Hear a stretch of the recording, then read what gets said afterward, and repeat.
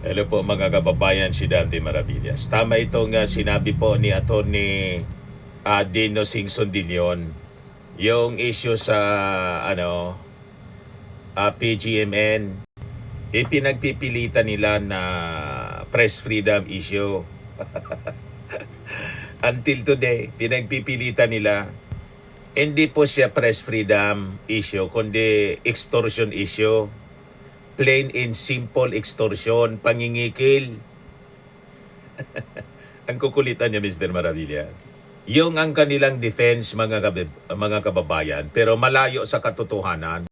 Ito, pakinggan ninyo si Atty. De Leon, mga kababayan. Ito yung tama. Franco Babanta ay isang press freedom issue gaya ng sinasabi ng DDS Cartoon Network. Did they honestly believe that hiding behind the fake journalistic facade of the Peanut Gallery Media Network would grant them absolute immunity, including from the grave crime of extortion? Malinaw na ang ginawa ng NBI ay isang entrapment operation. Correct. Guise of the law, entrapment merely provides the opportunity to apprehend a suspect who already harbors criminal intent, something that appears to be what has been demonstrated at the moment they asked for a 300 million pesos payout Correct. in exchange of not publishing supposed videos. A legitimate news organization's goal is to bravely inform the public, not to use blackmails as an enterprising way Correct. of extorting money from public officials. Besides, ang pag-amin nila na inipit ang umano yung video expose habang nakikipagnegosasyon ay lalo lamang nagpapatibay na may extortion na nangyari. Correct. Journalism relentlessly exposes the truth. Extortion merely weaponizes it for selfish monetization. It is Correct. also very suspicious how PGMN operates with substantial expenses despite having no clear advertisements or sponsors, strongly suggesting that something is questionable in the business model and source of funds. Correct. The issue of press Malinaw. was when Maria Ressa was slapped with lawsuits because she was publishing truths. A real issue of press freedom is when ABS-CBN's franchise was not renewed because it earned the ire of Duterte. Hindi issue ng press freedom ang paninikil ng milyon-milyon para di ilabas ang isang video di umano. One is protected by the Constitution. The other is a clear criminal act. Agyaman lang, ako po si Atty. Dino de Leon at dapat patas sa batas. Malinaw po ang paliwanag ni Atty. Dino Singson de Leon. Tapos pinagpipilitan nilang set up. Talagang set up po ang entrapment. Alangan man hindi po i-set up. Diba? Sa batas po at law enforcement operation, ang set up po ay mismong operational nature, mga kababayan, ng entrapment. So lalo na lang nila, mga kababayan, kinukumpirma na may ginawang operational, organized operational entrapment, yung NBI. At ang mabigat dito, mga kababayan, yung NBI mismo, ang naglatag ng step-by-step documentation po, forensic evidence, operational records, at chain of custody na sumisira po sa narrative ng PGMN. Kaya yung pagsigaw nila, mga kababayan, na set up, hindi yon depensa sa kanila. Lalo nilang diniin yung sarili nila.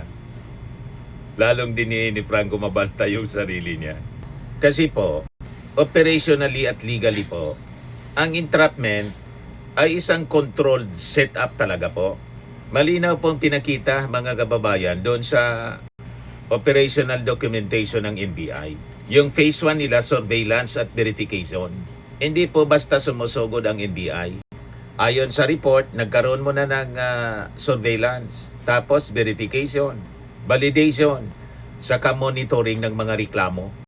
Then ipinakita din nila yung coordination, yung palitan ng mensahe, saka operational preparation na nagpapatunay, mga kababayan, na nagaganap yung transaction. Recorded po lahat bago po isinagawa yung entrapment.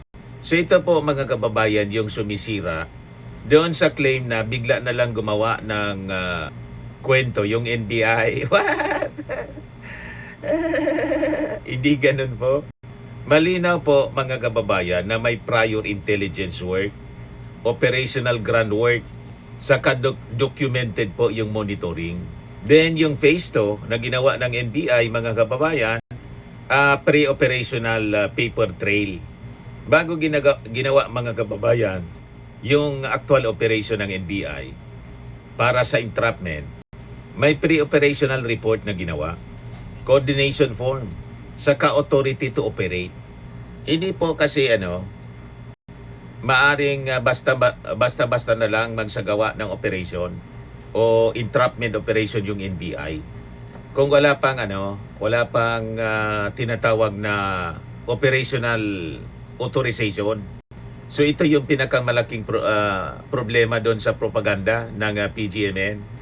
Pilit nila mga kababayan kasi na pinapalabas na instant fabrication lamang yung ginawang operasyon. Kahit na may official operational paper trail mga kababayan. Yung bawat hakbang po may timestamp, may log entries, may coordination records, may accountability. So yan po mga kababayan yung dahilan kung bakit mahirap papikiin yung sinagawang operasyon. Yung buong operation mismo. Saka naganda sila ng mark money na magiging resibo ng operasyon sa entrapment. So yung bawat bill po ni-record nila, minarkahan, nilista sa logbook.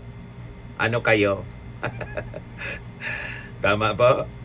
Isa siya pong SOP, standard sa buy-bust operation. May mark money talaga. Protocol siya mga kababayan. Hindi ito yung basta inimbento lang pagkatapos. Ang mark money mga kababayan, siya yung pinakamahalagang evidentiary anchors ng operasyon. At dyan pa lang po, bagsak na yung fake entrapment na narrative ng PGMN. Ipinakita mga kababayan sa NBI operation yung body cam documentation, nakakamera po, recorded. Pati yung audio, yung pag-uusap, recorded lahat. Yung pagtawag sa telepono, nakita ninyo yon. Tapos yung lumalabas na pangalan doon sa cellphone, si Franco Mabanta mismo. Pag nagko-call ka, lumalabas, di ba? Yung pangalan. Kung sino yung naka-phone book. Malinaw na malinaw. So ito mga kababayan yung legal definition ng in flagrante delicto o kaya huli sa akto na paggawa mga kababayan ng krimen. So sa ilalim mga kababayan ng criminal procedure, kapag dokumentado ang aktual na pagtanggap ng mark money, napakalaking ebidensya siya, evidentiary factor laban sa suspect. At ito po ang hindi masagot ng PGMN. Paano magiging fake yung operasyon kung documented mismo yung exchange? So isa sa pinakang mabigat na bahagi dito mga kababayan sa naging operasyon ay yung paggamit ng fluorescent powder doon sa mark money. Pagkatapos ng operasyon, sumasailalim po sa forensic examination yung suspect. Kapag nag-positive po yung kamay doon sa fluorescent powder, isa siyang physical forensic evidence na humawak sila sa mark money. Scientific evidence siya mga kababayan. Laboratory supported evidence siya. Hindi siya pwedeng pasabugin ng mga puro facial expressions ni Hero. Ni CG Hero. Hindi siya pwede sa ganon. Mga paduda na facial expression, clickbait, thumbnails, mga scripted outrage, saka vlogger theatrics. Hindi yan kaya. Di ba? Markado. Kaya bagsak yung kanilang mga propaganda. Yung forensic science mga kababayan, hindi kayang pabulaanan sa pamamagitan ng YouTube acting. Tama po. Hindi yan madadala sa drama. Ang mga puro facial expressions, mga panudang itsura. Dokumentado yung mga ebidensya na na-recover. Ipinakita po ng NBI yung inventory ng mga gadgets, pera at yung mga seized materials. Ang mga ito ay na-document, ni-record po, inimbentaryo, So ang tawag dito sa sa ganitong sistema, ito yung proper chain of custody.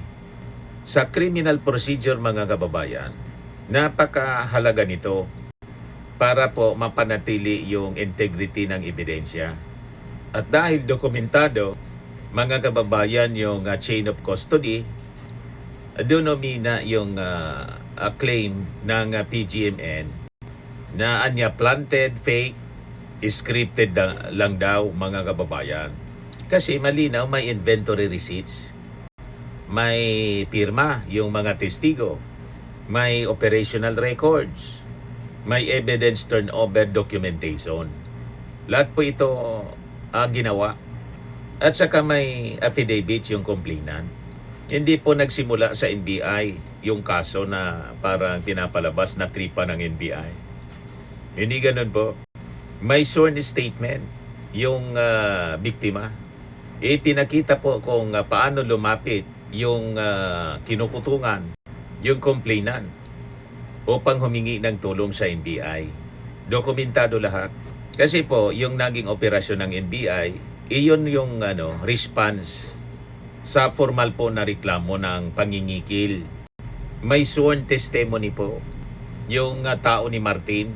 Hindi po siya random demolition operation. Ngayon, dito tayo sa issue ng entrapment at saka yung pinapalabas nila na bersyon ng kwento na may instigation. Sinasadya nila mga kababayan na lituhin yung publiko. May malaking distinction mga kababayan, legal distinction sa pagitan ng entrapment at instigation. Ang entrapment po, may existing criminal intent yung suspect. Ang law enforcement ay naglatag lamang ng operasyon para hulihin sila. Sa instigation mga kababayan, ang law enforcement mismo ang nagtulak sa taong wala man balak magkasala. At dito po lumalabas yung tactical deception ng PGMN. Yan ang pinapalabas nila. Kaya yung kanilang linyada, yung setup na ibig sabihin walang criminal intent, sinet up lang. It is a setup niya. Yan ang pinapalabas nila. So sinasadya nilang ihalo ang dalawang konsepto para lituhin ang publiko. Propaganda nga po eh. Magmukhang biktima yung mga nahuli. Saka siyempre, para sirain yung credibility ng operasyon. Ganon lang yon mga kababayan. Malinaw po sa nangyaring operasyon, may independent media verification. And in fact, nandun po si Jan Consulta. Nagre-record din po si Jan Consulta ng GMA. Doon po sa Jessica Soho report, interview with NBI Director Mabanta. Ay, Mabanta, Matibag. Si Franco Mabanta pala yun, yung suspect. NBI Director Matibag. Hindi po siya basta content creator upload lamang. Dumaan siya sa editorial review, legal vetting, saka journalistic verification. So yung pag-cover po ni Jan Consulta, yung reporter nila, isa po siyang indication na yung records ng NBI ay open for scrutiny. Sabi ko nga sa inyo, kinikwento ko sa inyo, kahit dito sa amin, yung kasama kong reporter, lagi yon kasama sa mga operation by bus para witness po siya at nag-appear siya sa husgado para i-confirm yung halimbawa yung number of sachet. Binibilang yan sa harap ng media. Magkano yung amount na na-recover kung may cash. Ganun yan po at pinipirmahan yung report. At during the hearing sa husgado, ini-invite uli yung witness na reporter. That is an SOP sa mga operation sa PDEA. Ganun din sa NBI. Sa mga buy-bust operation, dito entrapment po sa kutong, sa pangingikil po. Kaya in-invite yun si Jan Consulta at sigurado na sa hearing, i-invite yun si Jan Consulta as witness. So kung hocus-pocus po ito, hindi ito ilalabas sa malaking network tulad ng GMA na istrikto sila sa ganyang mga reporting. May legal and ethical standard silang kami pala, kasi kasama ako sa sa mainstream media, may ethical standard. So ito yung lalong sumisira mga kababayan sa propaganda nila. Dahil lang pag-atake nila mga kababayan sa NBI, hindi lang ito pag-atake sa NBI, kundi pati na rin sa professional journalism, legitimate verification process. So sa propaganda po ng PGMN, palibasa propaganda, kaya yung ang kanilang ginagawa, imbes na himayin yung forensic reports, operational logs, inventory receipts, evidence documentation, ang ginagawa po nila, ang inuuna nila po yung the same sensationalism, emotional scripting, outrage farming, nanggagatong para magalit yung tao, at saka mga clickbait narrative, pang-bios, mga kababayan. Hindi obrang ganyang mga style ninyo. Tama po? Booking na kayo sa masama ninyong gawain. Sagutin na lang po ninyo yung kaso sa husgado. Doon kayo magpaliwanag. Yung mga kwento ninyo sa inyong page, hindi yan obra.